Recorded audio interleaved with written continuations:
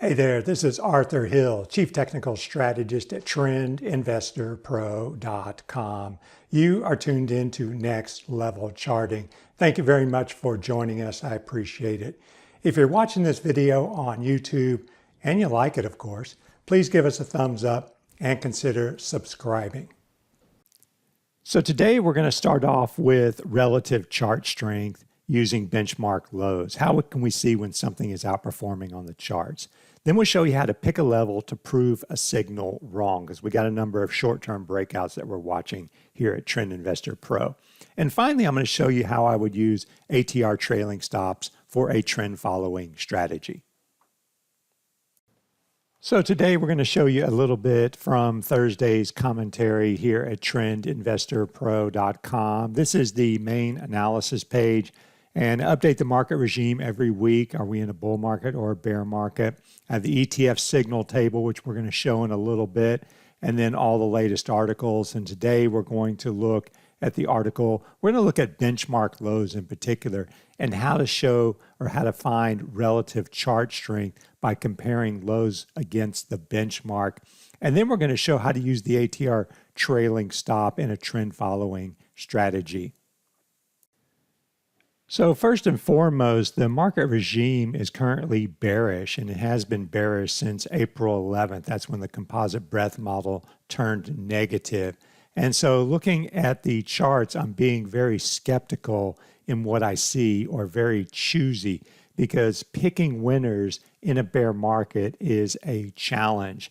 Now we're seeing some ETFs that are showing relative strength when we compare the lows in the S&P 500 SPDR with the lows in the ETF. And this is benchmark lows to basically measure relative chart performance.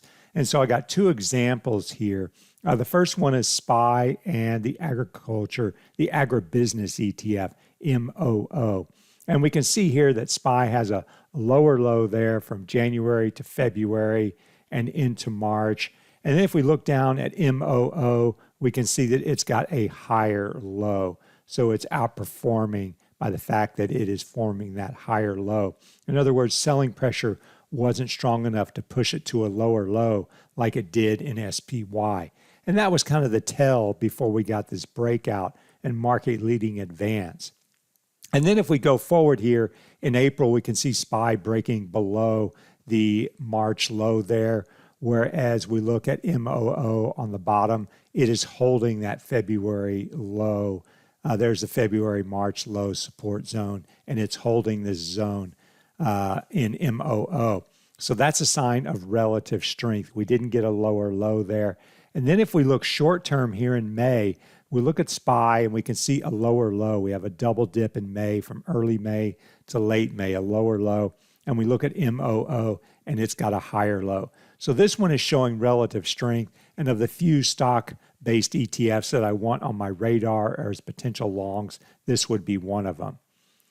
The next one is healthcare, XLV, and it is showing some relative chart strength here.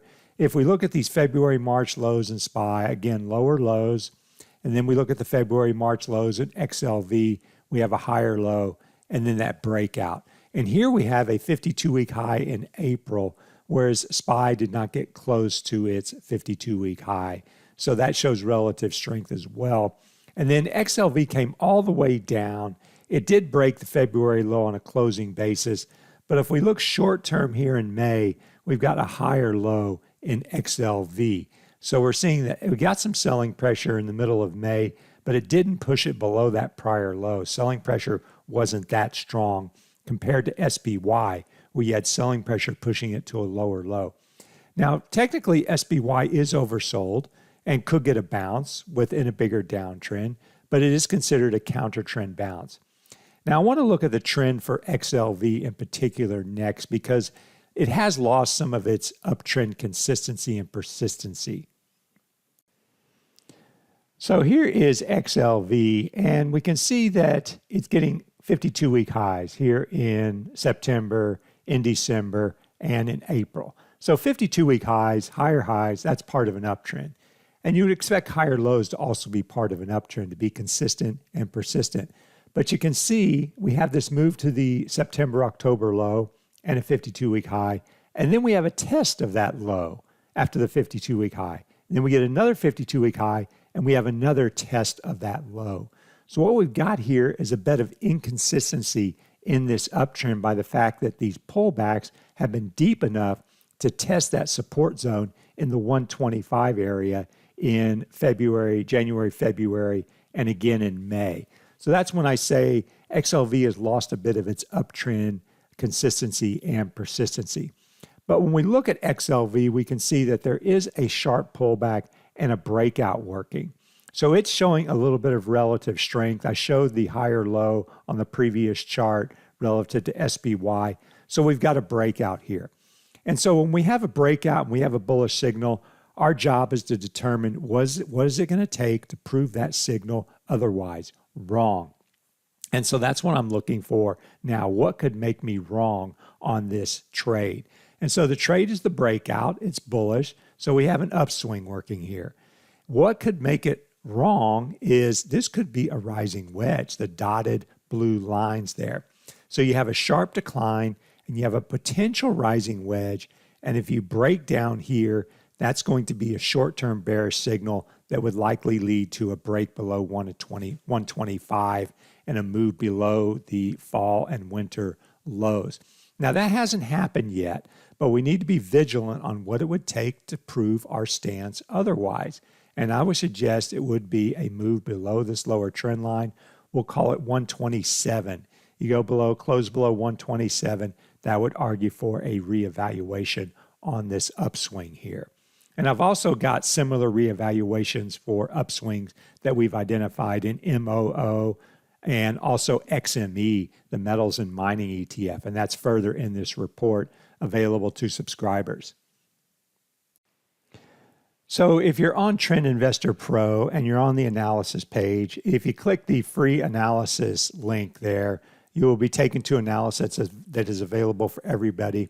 I've got an article on Monday on the base metals ETF, which we're going to look at next year.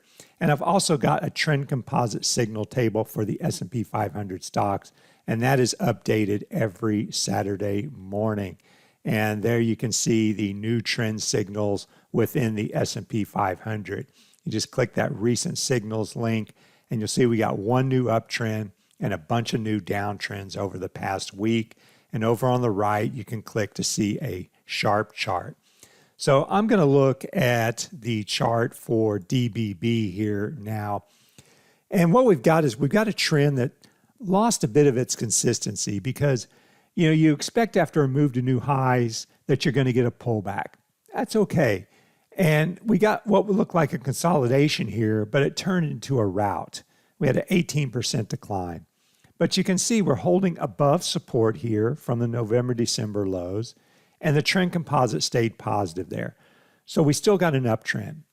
And then we look at the downswing, and we can see we've got a breakout here. We've got a break above that steep trend line and a break above that high right there. So that is bullish. And at this point, we have to decide what is it going to take to prove this reversal breakout otherwise.